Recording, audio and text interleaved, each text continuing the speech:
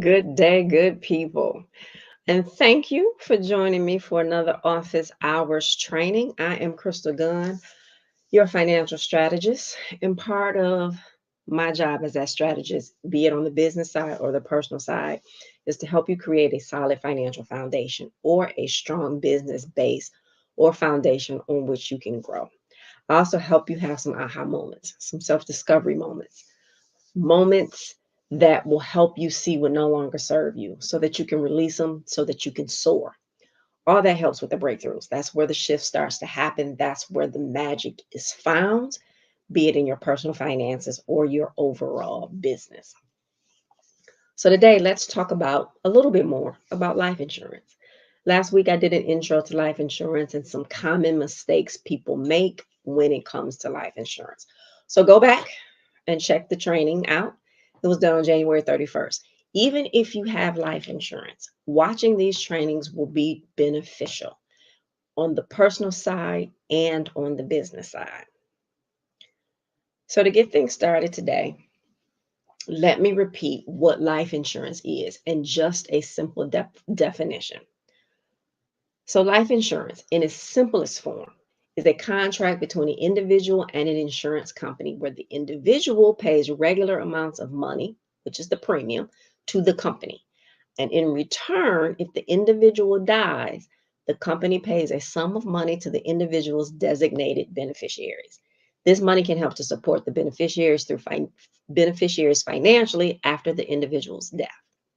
Now, that's a real simple definition, and that's what most people think about when they hear the term life insurance, right? The beneficiary is receiving the money after death in order to pay for the funeral and hopefully replace the income that person that died is no longer there because the person is no longer here, right? So that's what people really think about when they hear life insurance.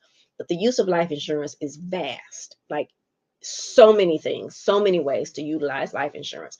And I want to start to uncover some reasons people can use life insurance, why they should have it, and how they can use it. Because most people, again, just think about the death benefit, and it's so much more than that. So let's dig in. But first, I'm committed to educating people and assisting them in becoming financially whole.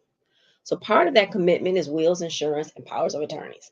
Having these tools in place before you need them, in the case of life insurance, having it before your family needs it, and using it as part of the tools in your toolbox, helping to make you financially whole.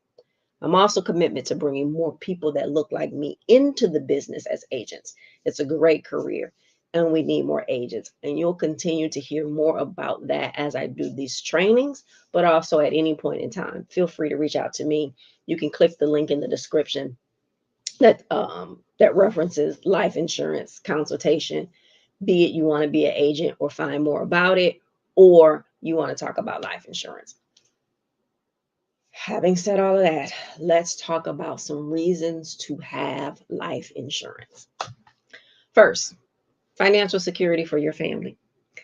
If you are the primary bread earner, wage earner in your family, or even if you're not, your sudden absence could leave your family struggling to meet daily expenses. So life insurance will provide a lump sum or ongoing income to your dependents, helping them cover the costs like housing, food, and other living expenses. Sometimes people only think about the death benefit and the funeral, but life goes on for your family after that. For example, if you have young children, the policy can ensure that they have financial means to grow up comfortably. If they're going to live with somebody else, the money needs to be able to go there to work on behalf of those children. You never want to have your children under 18 to be the beneficiaries on your policy, though. You also want to make sure who you choose as the beneficiary, especially when you have young children. You want to make sure that person is going to be responsible, because getting a lump sum of money can cause people to lose their minds. You've seen it. You want to make sure that the benefits are being used to take care of your children. And there are other things that you need to put in place to make sure that happens. And we'll talk about those things in another training. So another reason to have life insurance is actually covering the funeral expenses, right? Funerals can be unexpectedly expensive, often costing thousands of dollars. Life insurance can cover those costs, alleviating the financial burden for your family during a difficult time. I always say it's disrespectful to leave those that are grieving your death to have to figure out, one, how to pay for it while they're also grieving. So this includes the expenses like burial fees, funeral director charges, and the cost of a wake or memorial service, or even the repast. I'm a firm believer that you shouldn't spend money, a ton of money, on funerals, though. That's just my belief, especially if you don't have a ton of money. So too often people will call and they're looking for, ways to cover the cost of the funeral, and they want to have this great big elaborate funeral, and there was no life insurance in place, and there's no money set aside for somebody to pay for a funeral, but they really want to have these elaborate funerals. And I understand the respect part that goes into that. However, is it really necessary? And is it something that the person who's no longer here, is it something that they will want?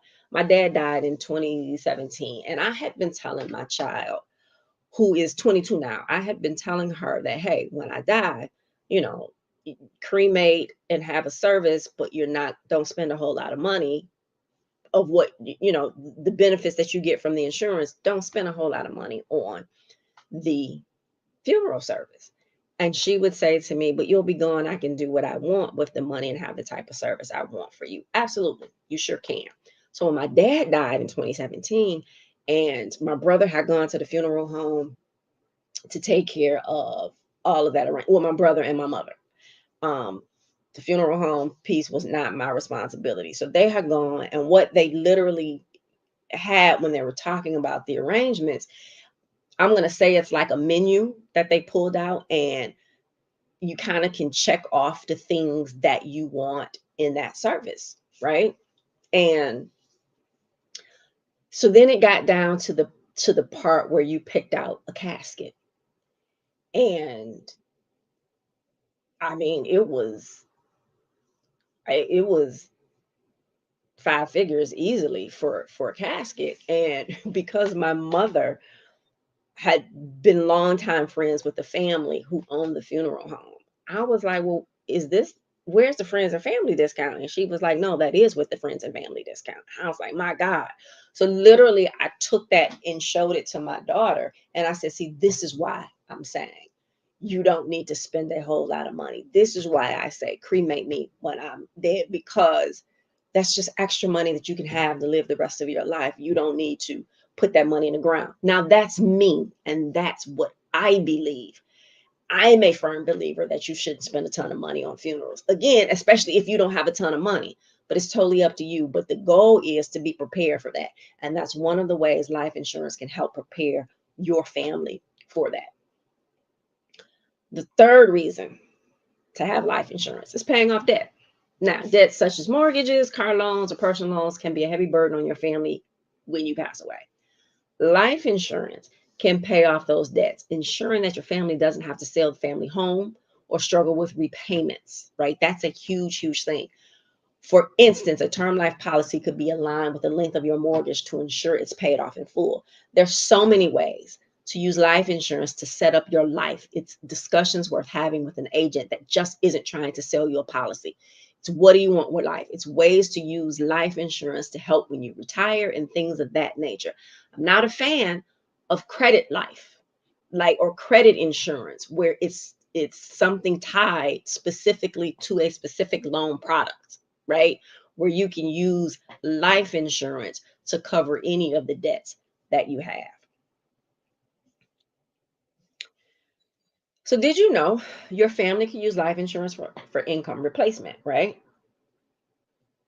So this is crucial. if you are the primary or sole breadwinner.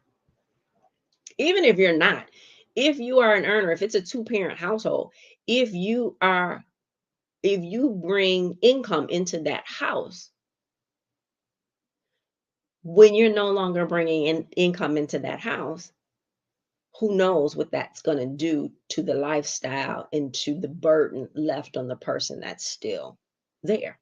So the death benefit from a life insurance policy can replace your income for years to come, allowing your family to continue paying for everyday expenses. One of the things you don't want to happen, and this is, I mean, just think about what happens when people get laid off from a job, right? It's the same type of thing, that income is immediately wiped out. Now, yeah, you can apply for unemployment, but it's never going to be the amount that you were getting on that job. Well, think about your death. You've now died. This revenue that you bring in, be it again, you're the primary breadwinner or just bringing additional revenue into the house. What does it do to the household budget? Right? What does it do? Because were both incomes required to maintain the house and the lifestyle that you have? And now, if you're the primary breadwinner and your income is gone, like really, what happens to your family? So, for example, if you earn $50,000 a year, a $500,000 policy could provide your family with 10 years of income replacement. And think about that for a minute. Your income is now gone. What will your family do? Again, life insurance isn't just about paying for the funeral. Then there's your children's education. Life insurance can secure the future of your children's education, including college tuition fees, even if you're not there to support them financially. For example, if you have young children, a policy could be structured to provide a payout when they reach college age, ensuring that the funds are available for their higher education. There's so many ways that you can use life insurance. This can also be done um, with life insurance. You may take out a policy on your children's grandparents, so your parents that you're paying the premium for, with the sole process or thought process that these funds will be used for my children's college, um, or whatever they want to do after they get out of high school. We all have an end date in this life, so it's inevitable we're going to die. With knowing that, preparing for it and using life insurance to benefit those that you leave behind is only a smart thing to do. So, on a different note, specifically for single parents, meaning you have kids and you are not residing in the same household, and so you're single parents. Now, whether or not the other parent is active is a totally different story. But you are not married, right? Each parent should have a policy on the other parent. So James and Kim have a child together. James should have a policy on Kim, and James pays that premium. Kim should have a policy on James, and Kim pays that premium. James may be thinking, I don't want Kim getting the money and spending it on Kim instead of my child.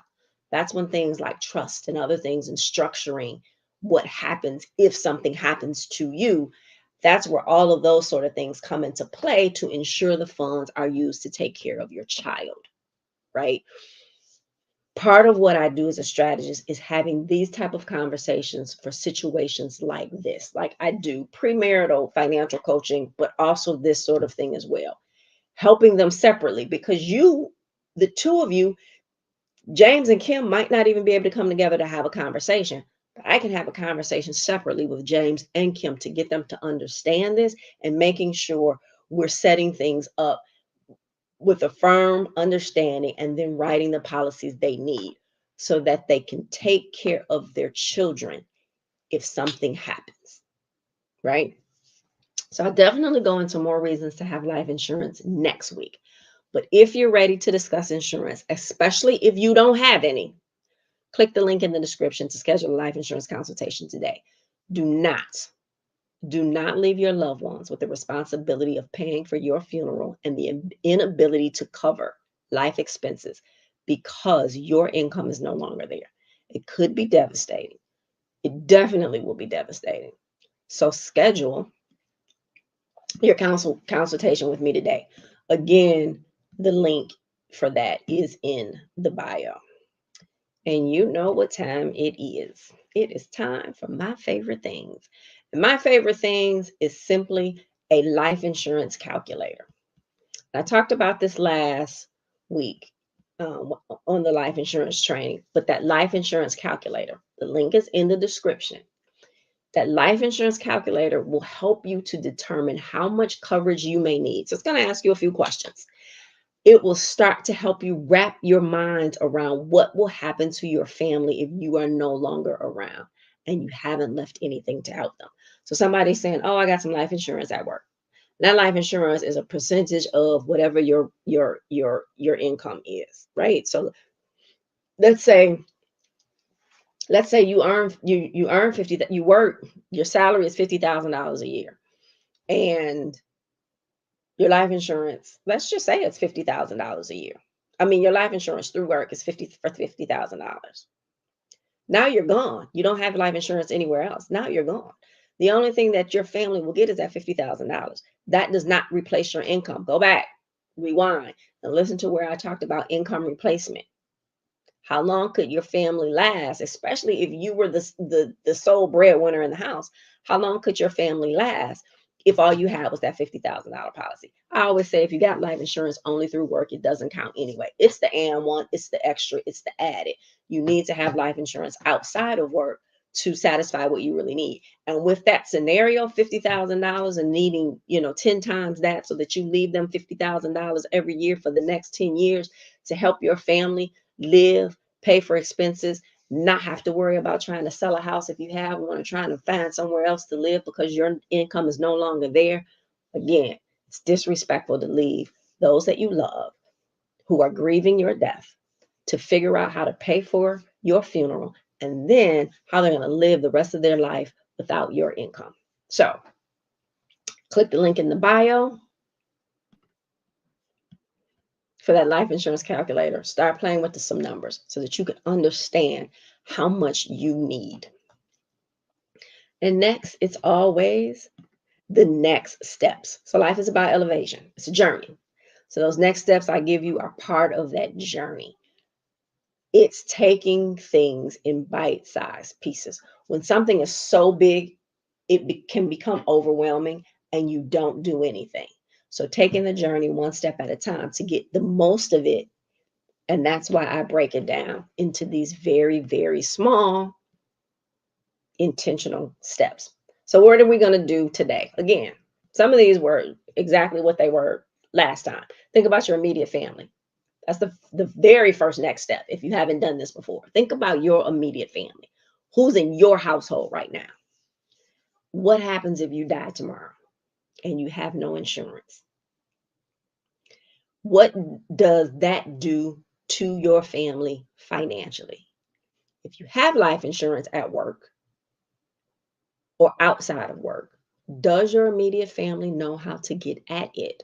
How to reach out to the company to get the benefits to cover your financial arrangements, and then to be able to use whatever else is left to replace your income? So sit with it and think about your family for a minute. What would happen if you died today? Who would pay for the funeral? Do they know how to contact the insurance companies? All of those things. Like, we don't like to talk about life insurance because talking about life insurance shines a light on our mortality. And we know that at some point we're going to die. But guess what? At some point, we're all going to leave this earth, this life. So it's part of leaving. I always say the will is the love letter. But part of that love letter package, if you will, is that life insurance policy. Right? So think about your family. What happens when you're no longer here? How does the loss, we know the grief, but how does it also impact them financially? Number two, if you have insurance through your job or outside of work, review it, right? Typically, if you have insurance through work, people don't even review that. They don't even know, right? You don't even know typically what you have, how to get at it, excuse me, what needs to happen. Who is the beneficiary, right? You signed up and you did a thing when you got that job. Who's the beneficiary? Did you put your child under the age of 18 as the beneficiary? That's a no-no. Make sure your loved ones or the one, right? Because it might not be, you may not want everybody to know something, but make sure your loved ones or loved one knows where the policies are and what to do if something happens to you. They need to be able to call the insurance company. So where's that information? So at least twice a year, you need to be talking to your loved ones about that information. It doesn't have to be a long, drawn out conversation after you've already said what your wishes are and you've done the wills, deposit, and the insurance and all that. But go back and review what you have. You might be surprised at some things, and do it either before or after you do that financial life insurance calculator, right? If you pull out your policies and you only have $25,000 or $15,000 collectively over these policies, well, how much do you make per year? And so how long will that be able to assist your loved ones in the rest of their life? So you want to go back and you want to make sure that you're reviewing that. And then if you don't have any life insurance at all, or if you only have it through your job, or if you've done that life insurance calculator and you realize you are drastically underinsured, click the link and schedule a free life insurance consultation with me today. Don't wait too long. You won't experience the negative impact when you're gone, but it could totally be detrimental to your children and the ones that love you.